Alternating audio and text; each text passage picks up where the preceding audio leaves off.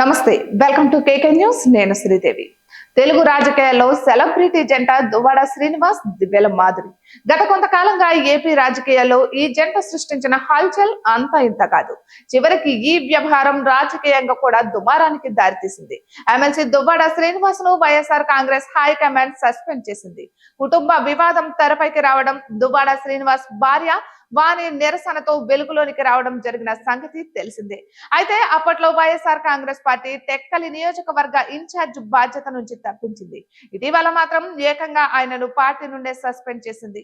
దువ్వాడ శ్రీనివాస్ తన భార్య పిల్లలను విడిచిపెట్టి దివ్యల మాధురితో సన్నిహితంగా ఉంటున్నారు. త్వరలో తాము వివాహ బంధంతో ఒకటి కానున్నామని ఆ ఇద్దరు చెబుతూ వచ్చారు.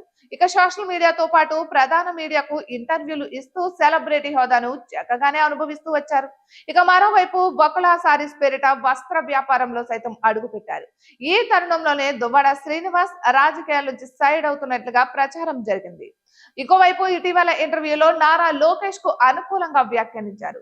అందుకే వైసీపీ హైకమాండ్ దువ్వాడ శ్రీనివాసులను పార్టీ నుండి సస్పెండ్ చేసినట్లుగా ప్రచారం జరుగుతోంది. రాజకీయంగా, వ్యక్తిగతంగా వారికి భారీ డ్యామేజ్ జరుగుతున్నా పట్టించుకోవడం లేదు ఈ జంట. ఇంకా మీడియాలో హల్చల్ చేస్తూనే ఉంది. తాజాగా హైదరాబాద్ లోని ఒక జ్యువెలరీ షాప్ లో మెరిశారు దివ్యల మాధురి. అక్షయ తృతీయ సందర్భంగా బంగారం కొనుగోలు చేసేందుకు వెళ్లారు.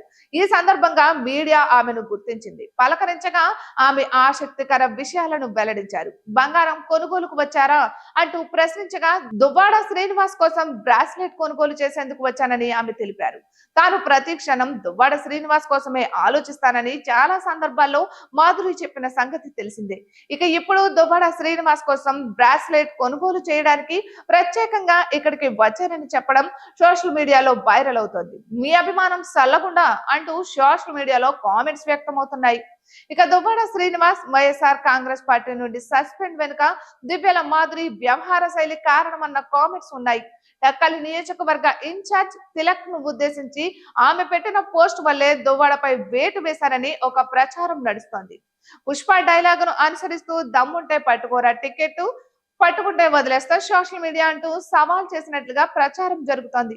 అయితే దువ్వాడ శ్రీనివాస్ సైతం తన సస్పెండ్ పెద్దగా పట్టించుకోలేదు. మాధురి మూలంగా తన పొలిటికల్ కెరియర్ ఇబ్బందుల్లో పడిందని భావించడం లేదు. ఈ జంట ఈ మధ్య రోజు రోజుకు బాండింగ్ మరింత పెరిగిపోతోంది. ఇటువంటి మరెన్నో వీడియోస్ కోసం చూస్తూనే ఉండండి కేకే న్యూస్ తెలుగు ఛానల్ ని.